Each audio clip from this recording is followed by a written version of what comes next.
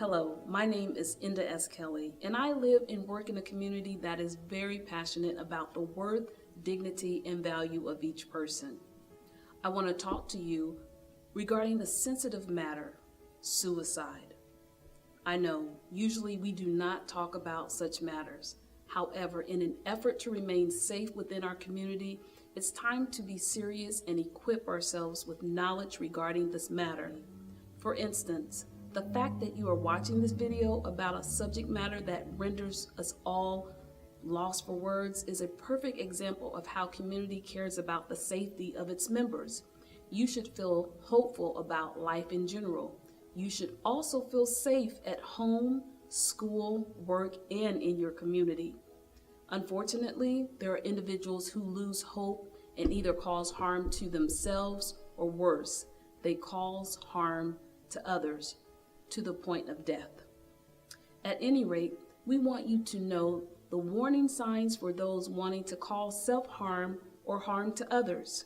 We also want you to be a productive member in keeping your community safe. In this video, you will find resources for how to detect warning signs and how to report what you have detected. Let's talk facts about suicide. Did you know that suicide is the second leading cause of death for young people between the ages of 10 to 24? 2016 national data from American Association of Suicidology, average of one person every 11.7 minutes killed themselves. Suicide is the 10th ranking cause of death in the U.S., second for cause of death ages 15 to 24. Men die by suicide 3.53 times more often than women. On average, there are 123 suicides per day. What you are about to view now is a young man by the name of Kevin Hines who attempted suicide by jumping off the Golden Gate Bridge. Kevin was one of few survivors who jumped from the Golden Gate Bridge. Let's hear what he has to say. We have lost far too many lives traveling the path to this day. Since 1937, over 2,000 people have died at the Golden Gate Bridge. I feel lucky to be alive every single day.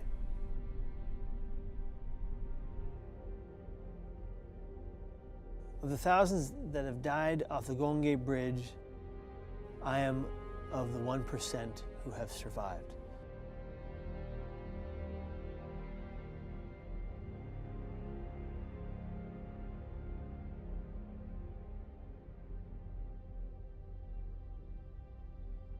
So I was born on drugs and premature, and then I bounced around from home to home. Nobody wanted to keep me because I was sick, and I got lucky. I landed in the home of Patrick and Deborah Hines.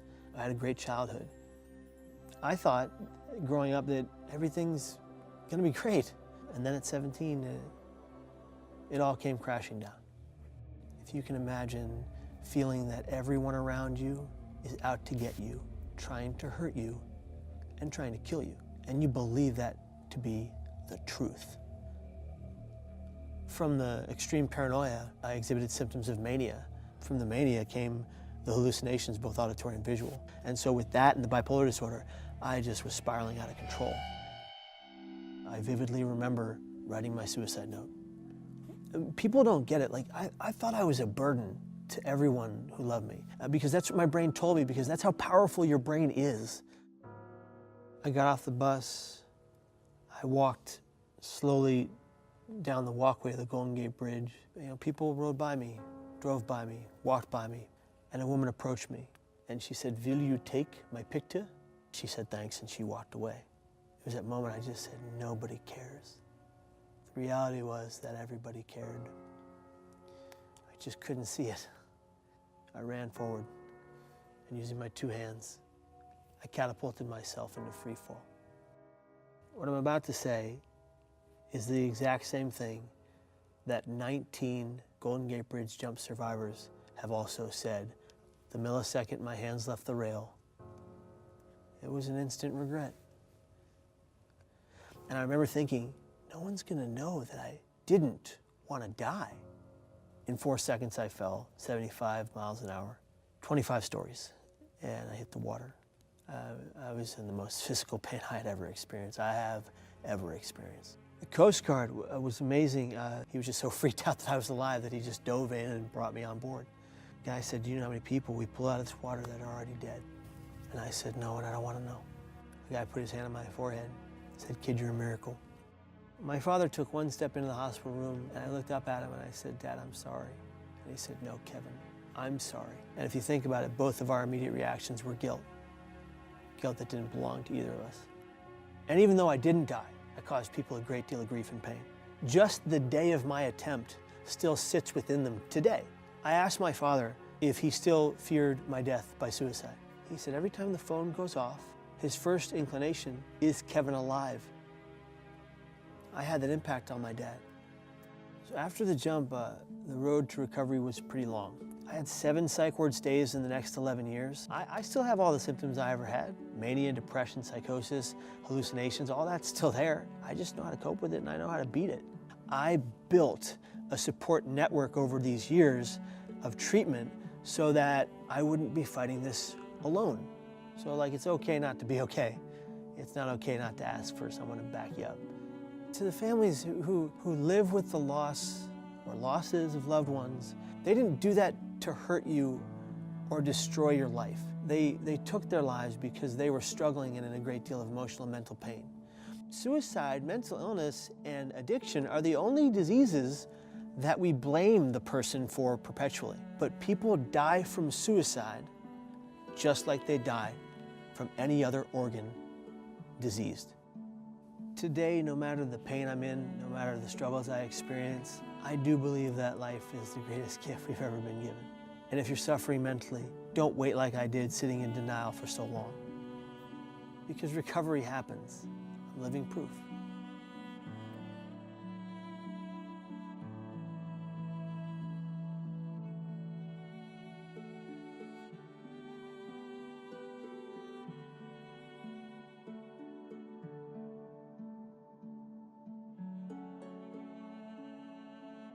Did you listen closely to Kevin's story? One of the most important things that he said was the moment that he jumped off the Golden Gate Bridge, he did not want to die. He also spoke about a lot of hardships, which included being a part of the foster care system and having a mental illness. Kevin was referring to something called risk factors. Risk factors are life situations that increases the likelihood that a person may be more inclined to incur certain behaviors in life. Risk factors for suicide: having a psychiatric disorder, including depression, loss of or conflict with close friends or family members, history of physical or sexual abuse or exposure to violence, problems with alcohol or drugs, physical or medical issues, for example, becoming pregnant or having a sexually transmitted infection, being the victim of bullying, being uncertain of sexual orientation, exposure to the suicide of a family member or friend, being adopted, family history of mood disorder or suicide behavior. You may be asking yourself, what can I do? That is a great question. One of the things that you can do is arm yourself with knowledge to be prepared to assist a person who may be overwhelmed with a risk factor or other life circumstances where they cannot see any way out. Did you know that you could possibly be a gatekeeper who could save a life? What is a gatekeeper? A gatekeeper is someone in a position to recognize a crisis and the warning signs that someone may be contemplating suicide. Who is considered to be a gatekeeper? Gatekeepers can be anyone, but include parents, friends, neighbors, teachers, ministers, doctors, nurses, office supervisors, squad leaders, foremen, police officers, advisors, caseworkers, firefighters, and many others who are strategically positioned to recognize and refer someone at risk of suicide. What is the role of the gatekeeper?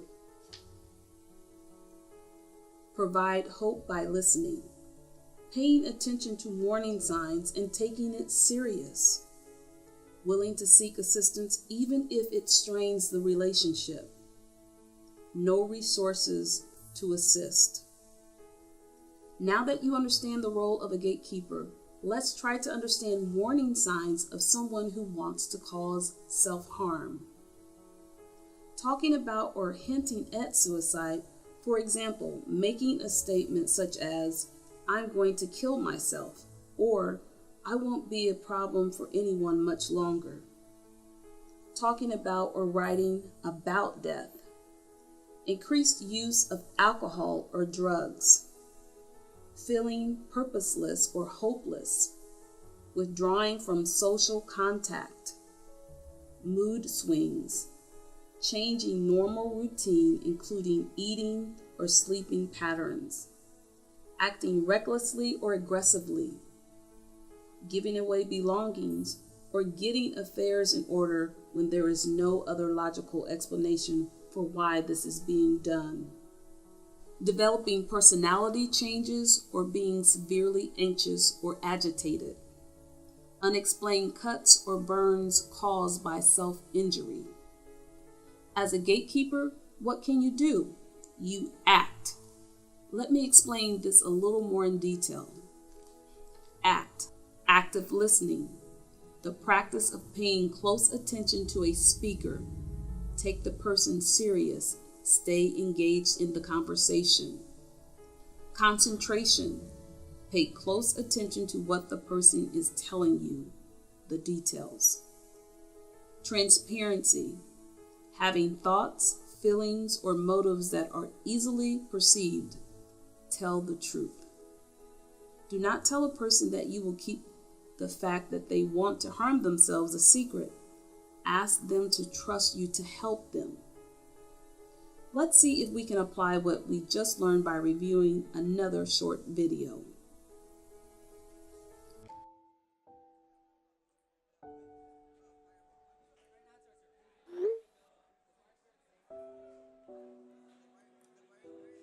Hey, did you hear about Carmen kissing another dude? And it wasn't even her boyfriend. I mean, it was okay because he didn't find out. But still, I mean... Oh, Sorry to cut you off, but I got something I gotta take care of. okay.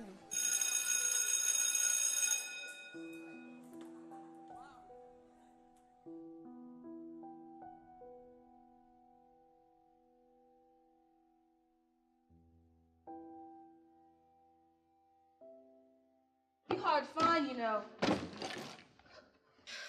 All part of the plan. I had those days too. I call them avoid all contact days. You know, when I don't feel safe being around these idiots. Sounds like my life. Don't say that. Why not? It's true. Maybe I'm the one everyone should be avoiding all contact with. Girl, everybody loves you. Why would you think that? That's, it's nice of you to say and all, but, you know, the reality is I'm new here. I've got no friends here. Okay, I have a few friends here. But I'm a foster kid. My parents didn't want me. That doesn't mean you weren't wanted. It means my dad didn't want me bad enough to stay out of jail. It means my mom cared more about getting high than she did about me. It doesn't work like that. And my brother, you know, I don't even know for sure where he is. Whoever was in charge of putting us in here didn't care enough about keeping us together. I needed him. Kate, I'm sorry. I'm sorry too. You know, at my old school, I had family and friends. I had a boyfriend. But that's done now. Why'd you say that? Because he said so. He said that because we're so far apart, we should start dating other people. Listen, I know how it feels to be alone sometimes. But that text you sent, it scared me. It sounded like a goodbye. I've been texting everyone. Everyone I care about, anyways. Look, I need you to promise not to say anything. You have to promise, okay? Okay. I promise. I've got to end this. I'm leaving. But where? I don't know. I don't know what I'm gonna do. I just know I've got to end this pain. Hold up. You're starting to sound like someone considering suicide. Dana, you're my friend. You promised. You can't tell anyone. I need to be able to trust you. I need to be able to trust someone.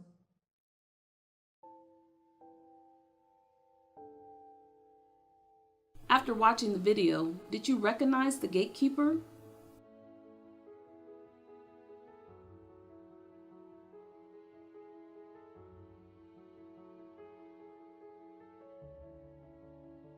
Did you hear any risk factors?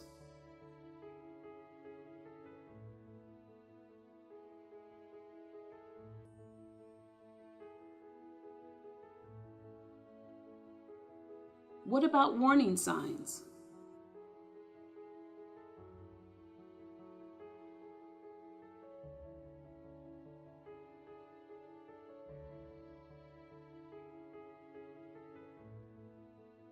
Let's look at the following resources.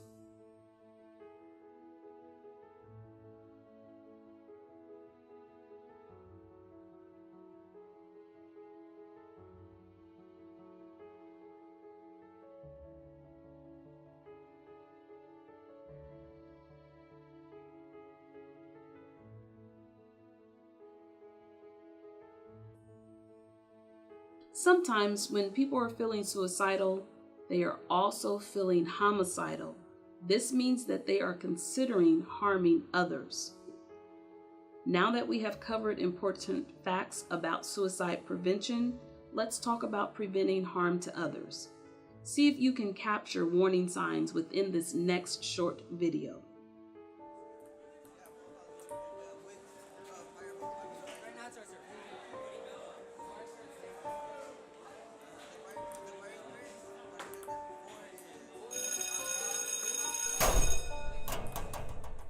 Hey, did you get one of these too?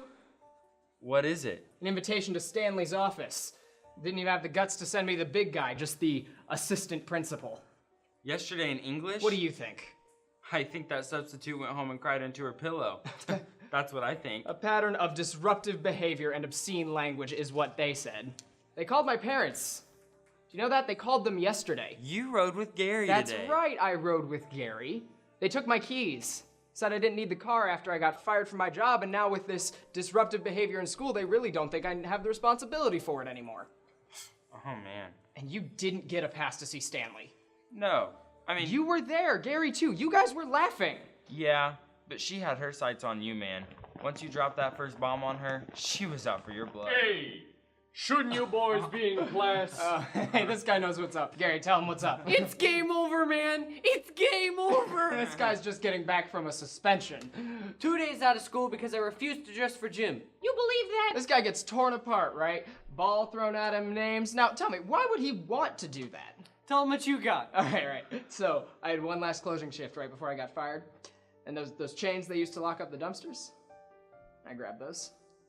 So, you want to retaliate by stealing all their garbage? No, you idiot. I've got them in my locker. Lock them out. Lock them out. Yeah. Calm down, psycho. Hey, a little psycho can go a long way. Look, Stanley, he doesn't know me, doesn't know where I come from. Hey, my family has a long line of psycho in it. My uncle's got a whole cabinet full of shotguns. I bet he won't notice if one or two of them go missing. He doesn't know you, man. Hey, maybe not today, maybe not tomorrow, but one day, I say we put one chain at the front, one chain at the back, maybe one by the gym, and then I double dare anybody to test my level of psycho. I am down. What about you, man? Yeah, I'm down. There you go.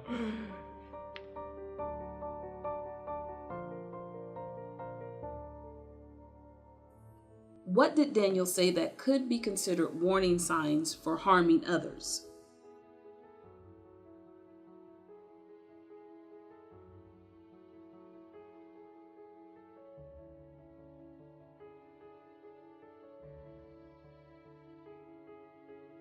What can Chris do to protect others?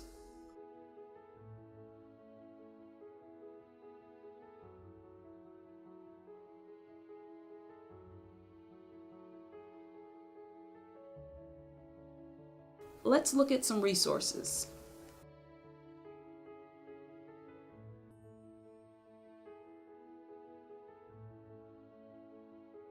I want to share something new and exciting about the anonymous reporting link. You will now be able to report safety concerns anonymously. Here is how it works. First, you will type in the link that you see into your internet browser. Then, immediately, you will be given one of the following choices. First, you can report a safety concern totally anonymous, so no one will know who you are. Secondly, you can report a safety concern to a local not-for-profit agency, Family Services, with only the agency knowing your identity. Last, you can report a safety concern to Family Services and your school with your identity being known. Family Services and your school will not reveal that you are the report source if you elect for your identity to be known. Soon after this training, you will be given a wristband with the reporting link inscribed on it. The good news is that every student will receive a wristband, so it will not be unpopular for you to wear the wristband and to have access to the reporting link at all times. This is just another way to assist with keeping our community and schools safe. You have now completed the violence prevention training. You should really be proud of yourself, your school, and your community for making safety a priority. It has been a pleasure to partner with you to ensure that our schools, community, and you are safe.